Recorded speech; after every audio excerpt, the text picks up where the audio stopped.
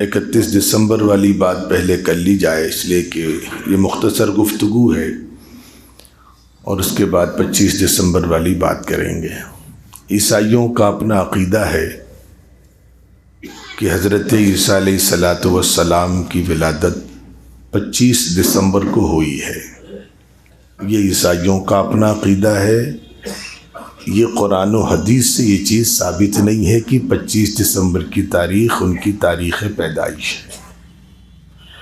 कुरान और हदीस से चीज़ साबित नहीं है। खैर, अब ईसाइयों का अपना अक़ीदा है तो वो 25 दिसंबर की तारीख़ को भी अपना मजहबी दिन समझते हैं और वो उसकी निस्बत पर 31 तारीख़ को वो न्यू ईयर सेलिब्रेशन करते हैं, रात को जश्न मनाते हैं। पहली चीज़ तो वो जो कर रहे हैं वो उनका काम है, हमें उससे बचने की ज़रूरत है, क्योंकि इसका ताल्लुक़ न कुरान से है, न हदीस से है, न इस्लाम से है, न शरीयत से है।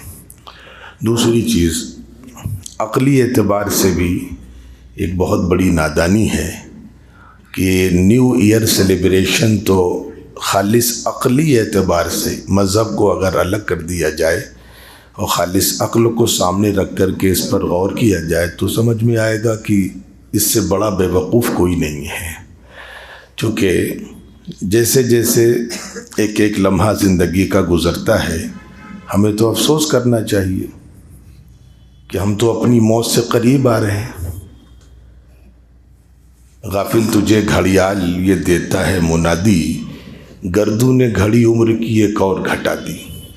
तो सही मानों में तो ये दिन अफसोस का, गम का या जायज़े का है कि यार मेरे मुक़द्दर में अगर अल्लाह ने 100 साल भी लिखे थे तो 50 तो गए, अब 50 ही बचे हैं, हम तो मौत के और करीब आ गए हैं।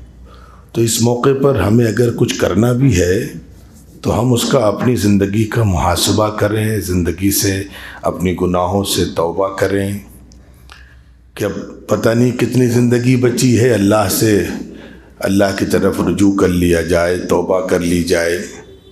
तो अगर करना है तो ये काम करिए, बाकी जो दुनिया कर रही है उसमें हमें शामिल नहीं होना है।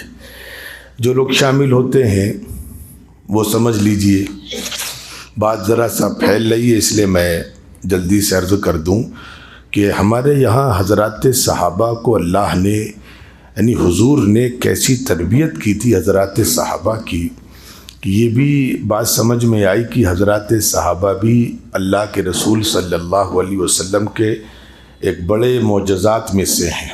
एक ऐसी टीम को तैयार कर देना और उसके एक एक फ़र्द को तैयार कर देना कि उसमें दूर अंदेशी बला की हो। हमारे यहाँ भी अब उस मौके पर हम इंशाअल्लाह बात करेंगे। जब इस्लामी साल शुरू करने का मौका आया तो कुछ लोगों ने राय दी कि हुजूर की विलादत से उसको शुरू किया जाए। हज़रत उमर फ़ारूक रज़ियल्लाहु ताला अन्हु ने मना फरमाया कि नहीं, हम नहीं शुरू करेंगे, और उसकी वजह बताई कि चूँकि ईसाई अपने पैगंबर की विलादत से अपना साल शुरू करते हैं तो एक मैसेज ये जाएगा कि इन्होंने हमको कॉपी किया है, हमारी तकलीद की है, हमारी नकल की है, इसलिए नहीं करेंगे। ये एक छोटी सी बात थी, लेकिन पैगंबर के बाद जो मकाम है हज़रात सहाबा का, उसमें भी फ़ारूक़ आज़म का बड़ा बुलंद मकाम है। उनका वो फ़ैसला आज कितना समझ में आ रहा है कि आज चलिए ईसा अलैहिस्सलातु वस्सलाम से हमारा एक अक़ीदे का ताल्लुक़ है कि वो अल्लाह के पैगंबर हैं, हमें उस पर ईमान लाना है।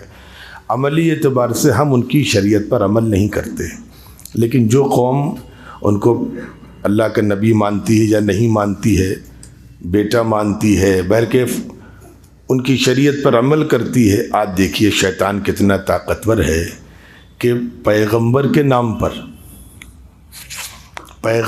नाम पर जितना गुनाह एक रात में सारी दुनिया में होता है, ईसा अलैहिस्सलाम के नाम पर उन्हीं की कौम करती है। पीछे से हम गुनहगार भी, बेवकूफ़ भी शामिल हो जाते हैं, वो अलग चीज़ है, लेकिन मजहबी एतबार से कितने बड़े बड़े न्यू ईयर सेलिब्रेशंस होते हैं। और लिखने वालों ने लिखा है कि शराब की जो फैक्ट्रियां हैं वो महीनों से अपना स्टॉक रोक लेती हैं कि इस दिन में हमारी शराब की जो कीमत है वो दुगनी चारगुनी हो जाएगी, सेल बढ़ जाएगी। तो लोगों ने, लिखने वालों ने जो कैलकुलेशन की वो लिखा है कि शराब की कंपनियां साल भर में जितना प्रॉफिट कमाती हैं उससे ज़्यादा एक रात में कमा लेती हैं। जितना गुनाह एक रात में होता है वो सारे साल में नहीं होता है।